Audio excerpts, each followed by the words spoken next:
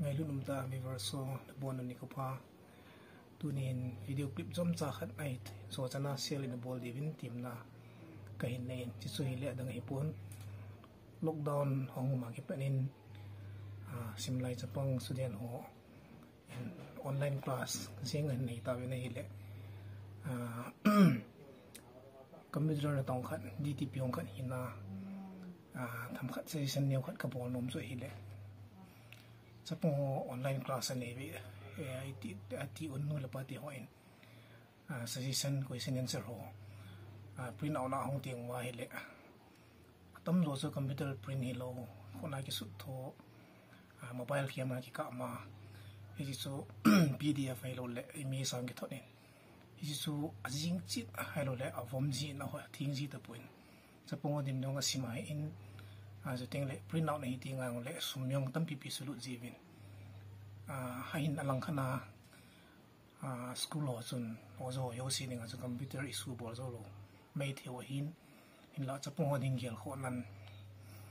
online class kai simo chapong ding ngai tu na apai lampina iman thei dio computer print type ai thei ni dinga chu computer am khal khal ngai pun hi sun sei sen idea neu chat chu hi le mobile phone hin he ven ni mobile phone to hin computer keyboard khat to OTG khat no mai le bonds ka computer type chapong on session hin lang question answer to pi the ti so isei no mo hin ichi ding chun nyau khat ichi thum hian zo le no yang ling ki pin tin ichi thum hi na man vai le hona su tho le ji tho bom ke ku et thing lo jing chi chu mo su lo din hi ti chu isei no mo hin ana view ti computer keyboard hi aman tam po in jani ja thum chunga pa na mo the hin amana tam athom thu pi po nei man iman thei pin izo pin man hong chai ona cho the man hong pin cho the ti nei OTG hi type xiaomin type biomin ai man iman ding mobile phone to ki to pin phone to see ham bi ham ti pin so although de hi atum na phone ni nei so ke do ta sanamin iso thum hin man ding a cho masapin in OTG to keyboard tiang ni su tu in lang hidaw sun nabana mobile phone di su tu din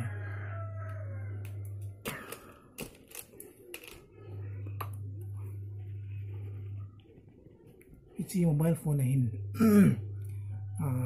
type po na thei apps tam pi omin notes hin lang amnan chu happy biham apa na thei khat pin man thei hin la akilam pin ai lo le anzo le PDF hin lang thil na on do thei na kilam pin chu Microsoft Word ni insert ki pola chi man jeng thei hi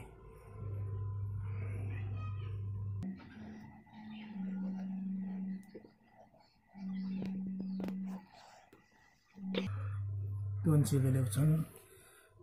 question hin na answer pi mai o si chala pa nai bai ta na bol jing thei tai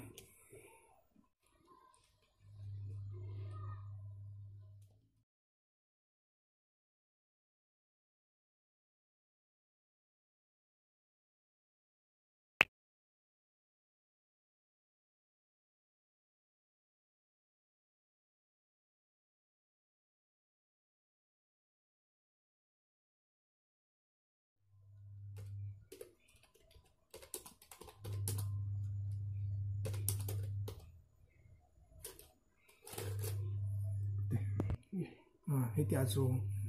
question answer nang session hin lang le isa kai sa bon skia che ya chi ting chun man chapong oi to da thei pin WhatsApp ham hel le thing dang messenger ham chua chu man cha ding hin chu le ki che ting le computer ki print da khat chan he ta ti chu chom cha ai se no chu hin tin in se na wal hing lal se khil se nom le ngai dam